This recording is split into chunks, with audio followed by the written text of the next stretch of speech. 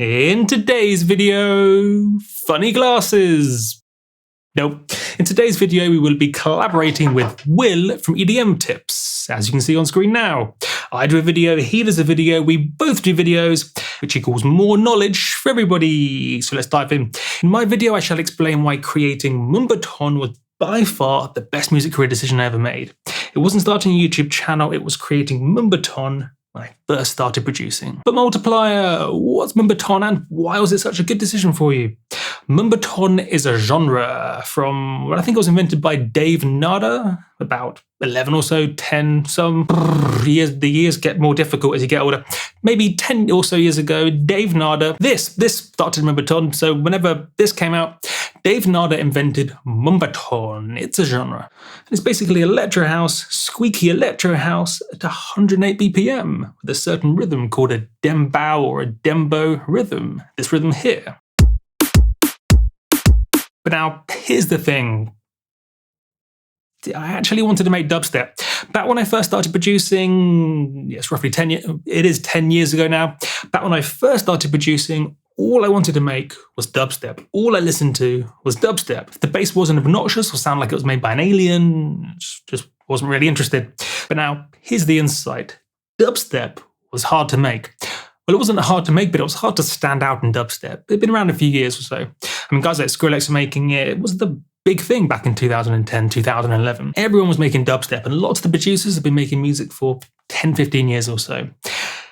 And so let's be honest, when I'm 6 months into producing music, how am I going to compete with someone that's been doing it 10 years, 12 years, 15 years, like the top dubstep guys? Just wasn't going to happen. No matter how hard I tried, even if I was the best, most naturally talented music producer in the world, and even if I spent all my time dedicated to making dubstep, I just couldn't compete. It's impossible. 6 months, 10 years, I had no chance. I couldn't compete in the dubstep space. There was no way to stand out. But then I saw something. It was a flicker. It was a flicker of flame, a spark of a genre, moombahton. I'm not very good at metaphors, again, it's not one of my skills. So I saw moombahton starting to become a thing. I wasn't at Dave Nada's first party, but I heard about moombahton pretty much right as it was becoming popular, a month or two after Dave invented it. So I saw this new genre become an ember. It wasn't a fire yet, it was brand new, but it was a light. It was a small fire. It was starting and I could see it was going to grow and become a big thing. And it was cool, it was trendy, it was hip. Down with the kids, down with that kids. And I was one of that kids. So, and also lots of the bigger DJs were playing it. So Skrillex, for example, and Diplo, people like them. So they were playing this new trendy thing, but almost nobody knew about it. Except for me and about 100 or 200 other people. And that's the trick. Now, here's the thing. More people were playing moombahton as a DJ than creating it. So maybe a few thousand people were playing moombahton, I'm going to call it moombahton. A few thousand people were playing moombahton, but there was only, at least when it first started, maybe 200 or 300 tracks. And let's say you only like a third of them or a fifth of them, you can't even flesh out a full set that way. And therefore, even if you made an awful moombahton track, someone would play it. I'll say it again, this is the whole magic behind what I was doing. Even if you made an awful moombahton track, people would still play it, which was good for me. There was this trendy new genre, but just not enough tracks in it. It sounds weird maybe if you haven't quite experienced this, but imagine there being a genre which you really want to play, but not enough tracks to play it for an hour. That was basically the situation we were in at the start of moombahton. And so as a new producer with no skills, maybe 3 to 6 months into producing, I could compete. Because even though my tracks were awful back in the day, they were still moombahton. They were mixed awfully. They were arranged awfully. There wasn't really anything even in them, my first few tracks. Yet, they were still moombahton. So people played them. I could compete as a brand new producer because the bar was so low. It was almost zero, the level of production you needed. You didn't really even need to master tracks or mix them, and things could be way out of whack. But it was fine. It was moombahton. People wanted to play moombahton. You could literally make anything, and providing it was moombahton, people would play it and people would post it. They'd post it on SoundCloud, they'd post it on their blogs. I think there was Moombahton. I wonder if it's still around. If it's around, I'll throw it on screen now. And then blur bits I need to blur. There was a website called Moombahton, which posted a Moombahton track and another picture. And literally all we needed to do to get featured on that website was tag your track Moombahton on SoundCloud. It'll sound mad to some of you, but it was that simple to get your track played. The genre was so new and the demand so high, the supply so small, that all you needed to do to get your track featured and played by the biggest DJs was tag your track Moombahton on SoundCloud. That was it. And so that made it possible for me to do it 3 to 6 months, 8 months into producing music when my skills were low and my production was awful. I couldn't have done this with dubstep, even though dubstep was what I really wanted to make. Now, I did, of course, like Moombahton. It wasn't like I hated it, but I still preferred dubstep. So it was almost a business versus art decision. I still liked Moombahton, but it wasn't exactly what I wanted to make. But I realized I needed to. I thought about it and I realized it was just the only way I could compete in the first few years. I knew later on I could pivot and adapt and then create what I wanted to create. The same applied for Dylan The same applied for Dylan Francis. I mean, he's huge now, but he literally got his start in exactly the same way at exactly the same time as me. He's much better than me, clearly, but that's besides the point. What is important is that he started in Moombahton knowing that he could compete in Moombahton while he was learning, knowing that once he'd built up a following and built up his skills, then he could pivot into something else, which he did. Once you have the production skills and a bit of a following, it's much easier to compete in a more competitive genre, like a dubstep. And as I say, that's what I did. A few years later, I released dubstep, like this track. So creating Moombahton got me started. It got me official releases. It got me social media numbers on SoundCloud, Facebook, and probably just on those platforms, but numbers nonetheless. It also got me my first gigs, as well as things like this for my bio, some medium-sized DJs playing my tracks. All of this is important and it helps me do the next thing. So I'm sure you know with a bit of a bio, it's much easier to do things. If you look established, if you've had releases, if you have social media numbers, if you have DJs playing your tracks, it's easier to do the next thing, whatever that is. If that next thing is a more competitive genre, that's helpful, cool. But it also applies if you're doing something different, like I did. It helped me get my first sample pack deal on Loopmasters from one of the main labels in the sample pack world. 5-Pin Media. And as you can see, this was Moombahton related, hence the Moomba in the title. Moombahton.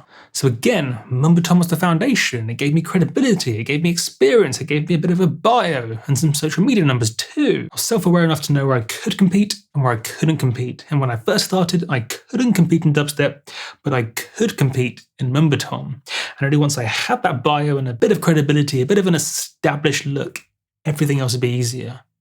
Which it was. Cool story, multiplier, but what do I do if I don't know what the next Moombahton is, or I don't like Moombahton? Now, this is where the glasses come in. See, everything ties together. If you can't, it's really hard to see through these things. If you can't see the next Moombahton, you have to look at the industry with this. Whoa. That's intense. So I have to take those off temporarily. If you can't see the next Moombahton, you have to look at things with a slightly different perspective. You're not looking for genres here, you're looking for subgenres. Moombahton was really a subgenre of electro house, or back what we used to call electro house. In fact, some bits of Moombahton were even subgenres of dubstep, you could argue, like the mid-tempo stuff. Moombacore, it was called. Aggressive Moombahton was more considered a subgenre of dubstep. And so what you're really looking for are subgenres, in fact, subgenres that you may not realize are subgenres. That's why you have to wear these. So when I'm going to make sure I focus. It's quite hard to do anything with these on. But yes, the way you see a subgenre before it's established, which is what you want to do, the way you see a subgenre before it's established is to look for words. So you need to try and look for words and ways people are associating certain types of sounds before it's actually called a subgenre. If it's defined as a subgenre on Beatport or on YouTube or SoundCloud or anywhere, you're too late. You want to look for words and subgenres before they're called subgenres. You need to look at genres slightly differently with a different perspective. So you're not looking for things that are called subgenres, but rather things or groups of sounds or EPs or albums or groups of producers that are called a thing. So you're looking for subgenres that aren't quite subgenres yet. The way to do that is to look for words. When people add an adjective before another genre, that's your clue. That's your clue. I said again, that's your clue. When people put an adjective or a word before another genre, all the wrong way around with those on. When people put an adjective or a word before another genre, that's your clue. I'll invent some now. Maybe it's piano trap, or maybe it's speaker hip hop. No, I can come up with some better ones than that. Maybe future drums or chill wobbles. Look at jungle terror or future house, future bass, chill step, death step. You see what I'm getting at? Oftentimes people use these words almost jokingly, but some of them catch on. Look at all the new genres that have come out. They're almost jokey or somewhat sarcastic descriptions sometimes. There's just no way that future bass has anything to do with future or bass, so I don't know how that happened. These started off as just descriptions, almost jokey words sometimes. And so you need to look, hence the glasses, you need to start looking at tracks on SoundCloud, Spotify, YouTube, wherever.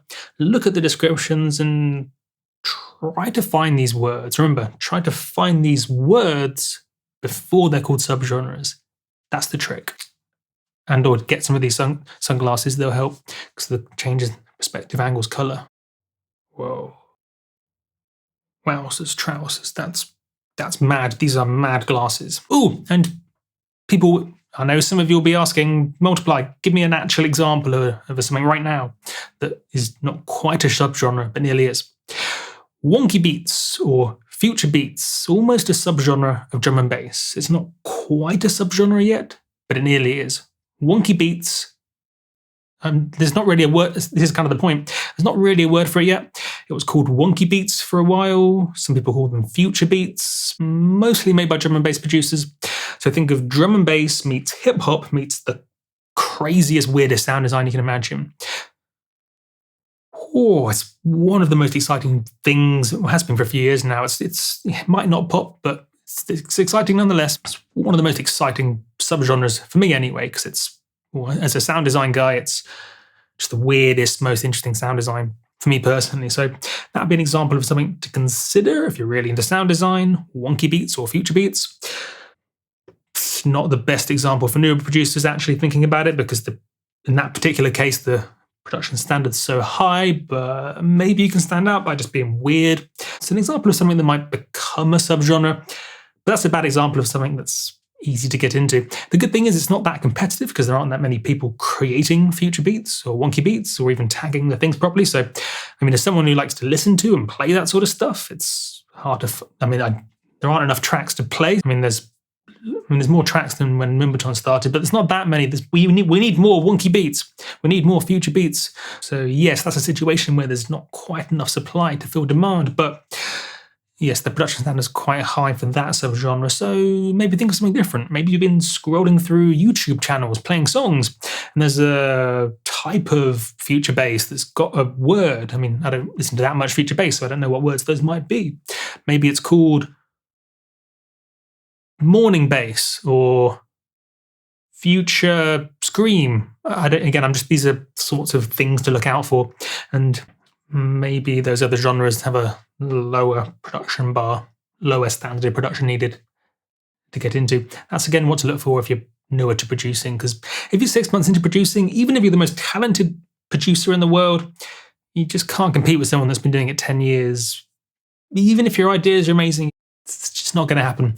After 12 months, 18 months, it becomes possible. It's not that likely, but it's possible. There are people that have done it.